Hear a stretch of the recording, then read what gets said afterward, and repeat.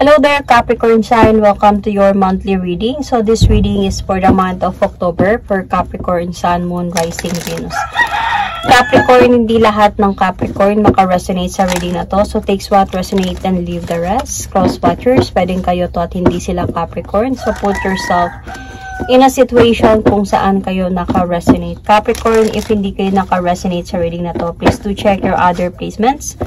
Your Sun, your Moon, your Rising, your Venus sign, dahil pwedeng doon kayo maka-resonate at hindi dito. Okay? So, Capricorn, if hindi kayo naka-resonate dito, please do check your other placement, your Sun, your Moon, your Rising, your Venus sign, dahil pwedeng doon kayo maka-resonate at hindi dito. Did I say it again? Sorry. Parang nasabi ko siya ulit So, Capricorn, let's start. October love reading for Capricorn, Sun, Moon, Rising, Venus.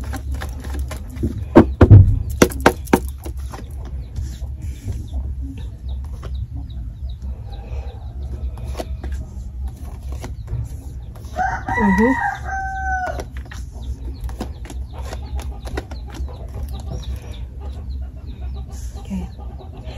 So Capricorn, where you are right now. Asa point ka ngayon ng parang you are observing the situation, may nalalaman ka na, may nararamdaman ka na, malakas yung intuition mo sa mga nangyayari sa paligid-ligid. And or nasa point ka ngayon na hindi ka na inosente sa mga nangyayari sa relationship mo or pagsasama ninyo ng person mo or marriage. So, nagkakaroon na talaga sa'yo dito ng clarity, might be about third party. And kaya siguro, parang nagkakaroon na sa'yo dito ng clarity na, ay kaya pala na nangyari to, or sabihin natin na umalis ba siya dahil may pinili siya. So, ngayon parang nagkakaroon na sa'yo ng clarity about this person. So, yung challenge dito is, magkakaroon pa ba kayo ng second chance or new beginning? So, magkakaroon pa ba to? Bakit ito yung naging challenge sa inyo, Capricorn?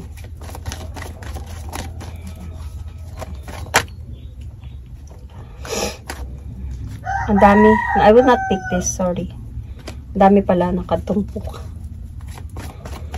Bakit ito yung naging challenge sa inyo?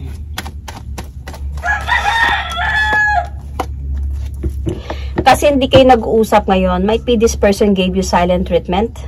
And this time, maiintindihan mo na dahan-dahan kung bakit niya ginawa yun.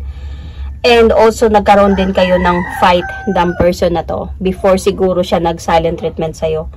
So, parang as a point na also din na parang naiisip mo din nung kaya pa bang ipaglaban itong relasyon na to? Kaya pa bang na maging maayos kami ulit?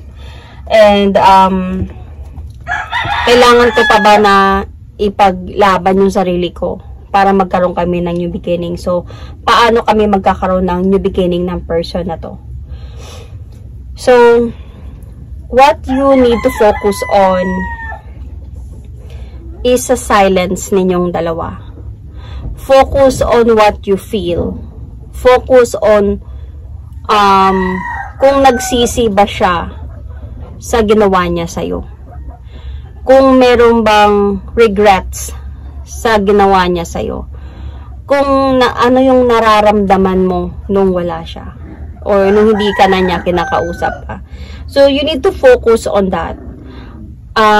Kasi, pwedeng silence speaks louder than words eh. Pwedeng kaya kanya hindi ka na kinakausap at wala nang connection or communication, baka dahil ginusto niya din yun. So nagsisi ba siya sa ginawa niya? Kaya as a point na dito ka mag-focus, observe the situation since you're already observing. So kasi sometimes dito mo din makukuha yung sagot eh. At hindi sa connection or communication. Minsan kasi hindi na din kailangan ng communication para makuha mo yung sagot kung magkakaroon pa ba kayo ng new beginning or not anymore. So, there is a possibility that this person might hide you something. May secret siya sa'yo na hindi niya sinabi. And this time around, baka itong person na to nag-move forward na siya doon. And ito yung nare-realize mo ngayon eh. Ito yung parang nagkakaroon sin ng clarity. Might be you are gathering some information, you are stalking or something, and dahan-dahan nabubuo yung puzzle sa utak mo na kaya pala ginawa niya to, kaya pala nangyari to, kasi may ganito. So, minsan, hindi na kailangan ng closure para malaman kung magkakaroon pa ba kayo ng new beginning or not anymore. Minsan, sa silence niya lang, gets mo na. So, yung past ninyo kasi, I think, let's see. What is this? Let's clarify. Sa past pa lang, parang feeling ko, nakakaramdam na ako ng darkness eh. Dito pa lang sa person mo, parang hindi nga siya sure kung mahal ka ba talaga niya or not. Parang hindi din siya naging happy sa pagsasama ninyo. Kaya it feels so dark kasi merong ngang humahadlang. Feeling ko, itong humahadlang na to, hindi mo to alam. Inosente ka dito. And at this present situation, dito mo dahan-dahan na napagtanto na, yun diba sabi ko, kaya pala, it might be, option lang pala ako. Pero pwede itong vice versa, okay? Na option lang pala ako. And kaya pala siya umalis. Ngayon nagkaroon na sa akin ng clarity lahat. So, baka may nagsabi sa'yo, may nakita ka, may nalaman ka. So, kasi noon pa lang, yung una pa lang ng relasyon ninyo, hindi na talaga klaro yung pagsasama ninyo. It's more on nag-uusap nga kayo pero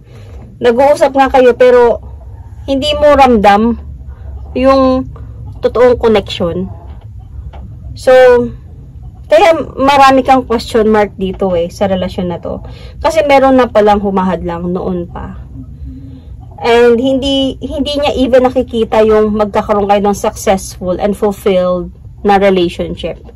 And hindi niya even, kaya ginaganito yung ginawa ko sa card. Hindi ko na alam, nakikita nyo ba? Kasi yung King of Cups, nakaganyan siya, hindi nakaganyan. Nakaganyan siya. Kasi feeling ko, hindi niya alam kung ano yung nararamdaman niya.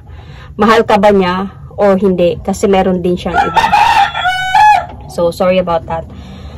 And your strength here is, feeling ko, ito, yung parang, meron kang feeling of pinapasan mo lahat ng burden ng relasyon ninyo. So, sorry about that.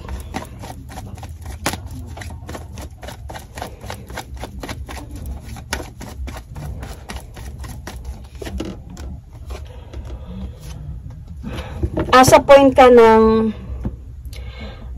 kahit meron ng cheating na nangyayari dito, kumbaga para sa'yo, you are very much parang optimistic na tao. Or you are very much yung parang meron kang confidence sa sarili mo na masaya kami. Okay kami, nag-uusap kami ng maayos, masaya naman yung problema namin. Masaya naman yung relasyon namin. Kahit minsan nakakaramdam ka na ng mabigat. Siguro minsan ka lang niya kinakausap, tapos pag kinakausap ka niya parang cold or madami siyang alibis and then nawawala na naman siya. So kahit ganun yung mga nangyayari, parang asa point ka na positive thoughts ka pa din na okay lang naman kami, okay kami. Ganito siguro talaga, baka LDR kayong dalawa, baka asa point na ganito siguro talaga. Sorry ha, di ko expect yan. Yung manok ng tatay ko, malapit talaga sa kwarto ko. And, kahit meron ka ng feeling of unfair, yun na nga yung parang imbalance, unfair, and feeling mo na nachicheat ka. Pero para sa'yo, baka, wala lang, baka busy lang siya. Noon, okay, noon. until sa point na humantong na kayo sa ganito, na umalis na nga siya.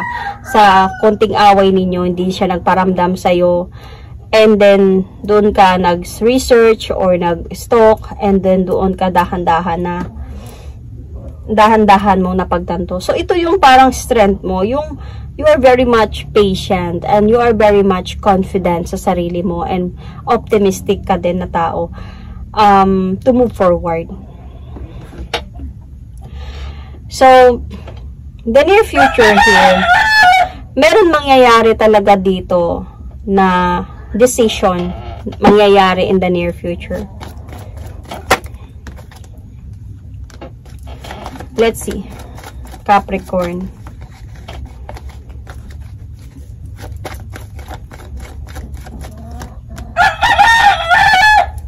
Sorry about that, Capricorn. So, may decision ako nakita na mangyayari dito in the near future. I can see here, Capricorn, na you will going to take the leap of faith towards a new beginning of your life and mag-focus ka na sa career mo, sa life mo, sa pag-move on. Kasi feeling ko, even in the near future, hindi na kayo mag-uusap nito eh. Hindi na kayo mag-uusap nito. And para makakaramdam ka na ginose ka na lang niya, hindi na siya nagparamdam pa. So magde-decide ka na din dito na parang ma-enlighten ka na siguro bumalik na siya doon sa ex niya or something. So kaya kailangan ko na mag-move forward. So yung approach dito, may possibility na itong person na to magpaparamdam pa to siya ulit. Let's see.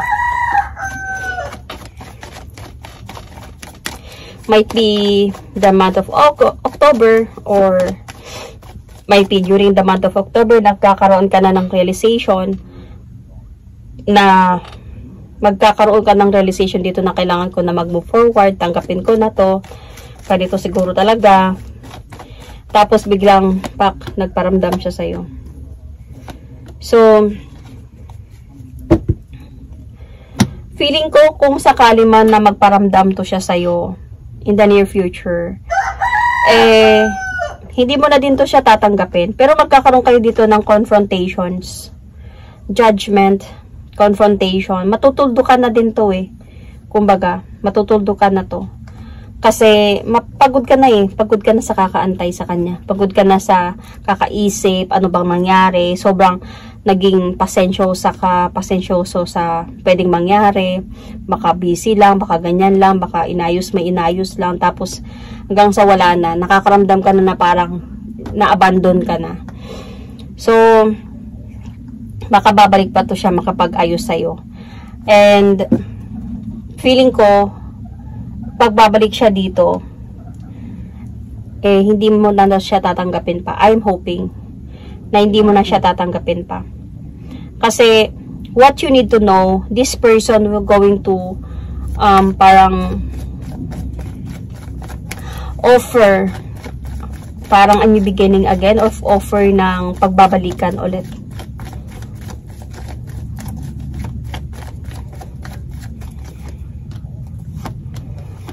See? Ngayon na you are already rebuilding yourself, inaayos mo na yung sarili mo, nagmo-move on ka na, tapos biglang dadating siya at magbabalik siya sa'yo ulit.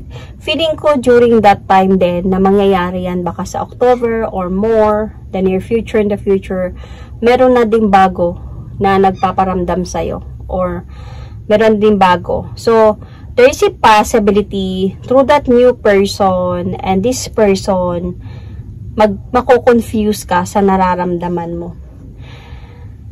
And makakaramdam ka ng parang hindi mo na ma-appreciate yung pagbabalik niya. Though, syempre, sa pagbabalik niya, liligawan ka niya ulit, mararamdaman mo din yung kahit papaano, minahal mo din naman to eh. So, mararamdamin mo din yun na mako-confuse ka. Pero, hindi mo na din ma-appreciate to. Siguro, hindi mo na din tatanggapin yung offer niya talaga. Dahil parang, napagod ka na eh, sa mga nangyari, sa ginawa niya. Ayaw mo nang maulit pa yun. So, you are hoping, Alam mo yung you are hoping for pagbabalikan, pero yung pagbabalikan na gusto mo is yung ikaw na talaga yung pipiliin niya at hindi na siya aalis pa.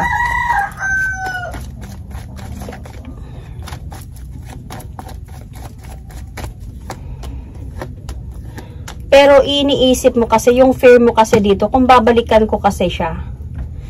So, ganito yung nakikita ko. Yung what you need to know here is, mako-confuse ka sa nararamdaman mo.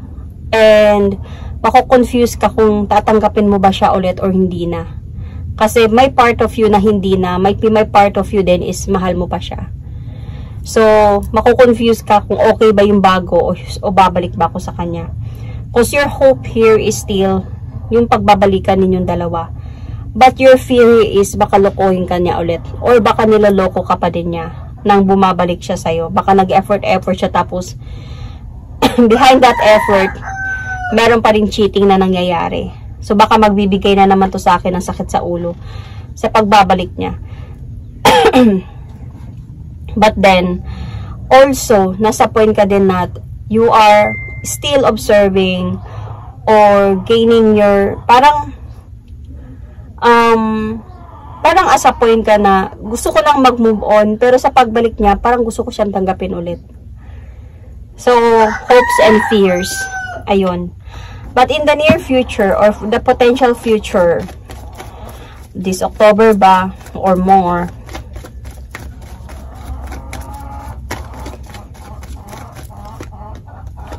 Capricorn, makikita mo kasi sa person na to na yung patient niya na mag-antay sa sagot mo. So, parang mag-o-offer talaga siya sa'yo ng new beginning. And halos hindi ka na makakatulog sa gabi dito thinking about anong gagawin ko. Na parang natatakot akong saktan niya ako ulit, pero gusto ko siyang sagutin ulit. So, may possibility talaga dito na pwedeng masasagot mo pa talaga siya ulit. Magkakabalikan pa kayo dito, Capricorn. May pisa ngayon, hindi pa. May pisa ngayon, hindi wala yun sa isipan mo. Pero may in the future, in the near future, baka yun yung mararamdaman mo during that time na babalik na siya sa'yo.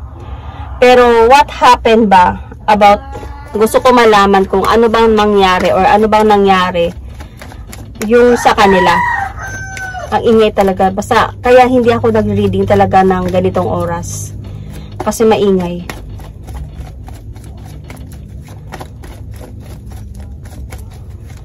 Kaya lang, I am thinking kasi baka mamayang gabi, lalakas din naman yung ulan. Magba-brown out. Hindi ko magagawa to. So, anong mangyayari sa kanilang dalawa ng person niya? Yung binalikan niya. Sorry.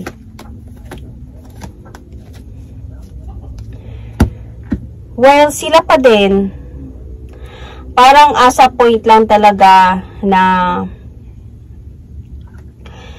maiipit lang siya sa sitwasyon.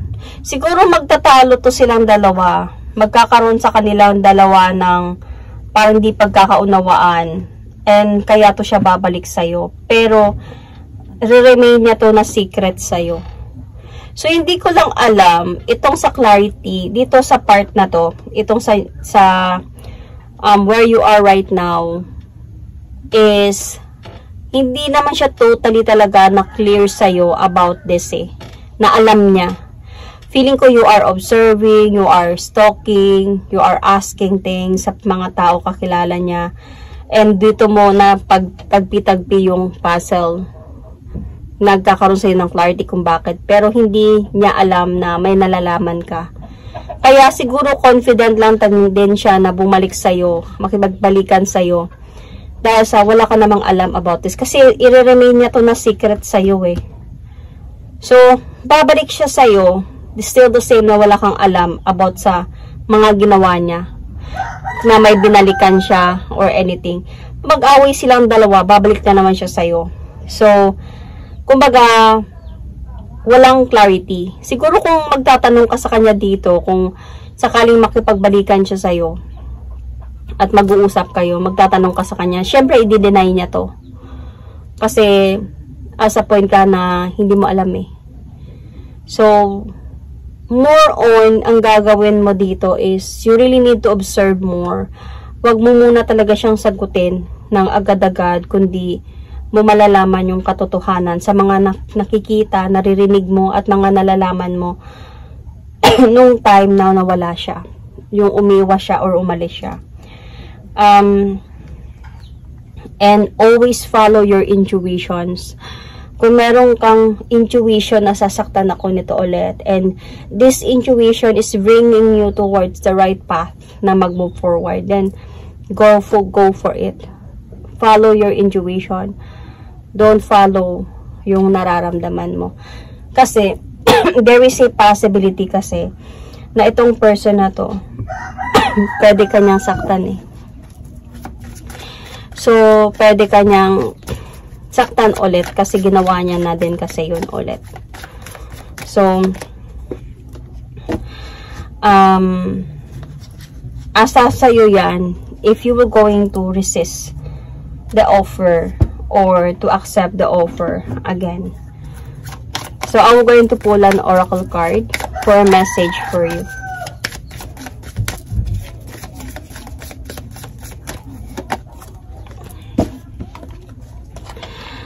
The heart of the matter. There is more going than meets the eye. So, see, there is more going on than meets the eye.